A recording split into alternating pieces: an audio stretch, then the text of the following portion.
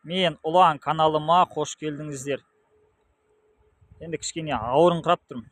Сонда да сіздерге жалпылама өзімнің осы заң бойынша білетін ақпараттарымды айтқым келіп отыр. Енді өздеріңіз де жақсы білесіздер ғой, қазіргі кезде мұғалімдік қызмет жылдан жылға қиындап жатыр, иә. Әсіресе қағазбастылықтан арылама десе, мұғалімдер одан сайын жылдан жылға көбейіп жатыр. Ол барлық Қазақстанда солай ғой енді. Сондықтан балаға біз сапалы білім беруіміз үшін жалпылама мұғалімдерді қағазбастылықтан арылту керек негізі. Сонда ғана сапалы білім береді.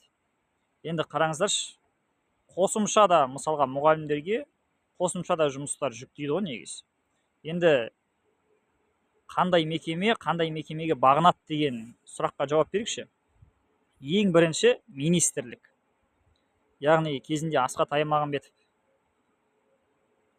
министр болды, иә, білесіздер, бір министр. Одан кейін қазір Ғани Бейсенбаев. Министрліктен кейін облыстар, яғни облыстық.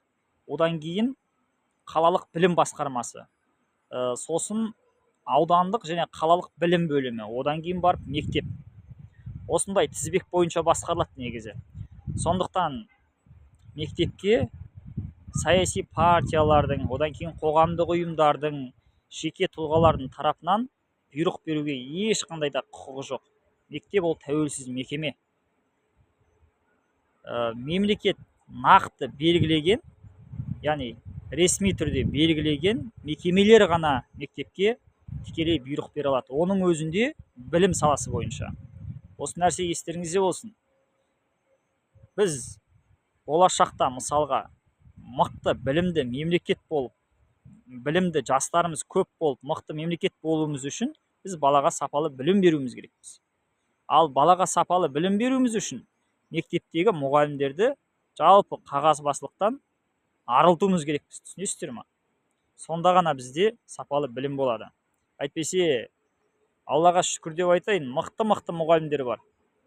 Өзім көзімде көріп жүр ғой. Тек кейбір мысалға біраз уақыттарын деп айтайыншы, кейбір емес негізі. Осы қағазбастылық қой, сол алып қояды. Әйтпесе таза білім беретін болса, мемлекетімізде білімді жастар көп шығады негізі. Сондықтан мектепке осындай жоғарыдан қолдау көп керек қой.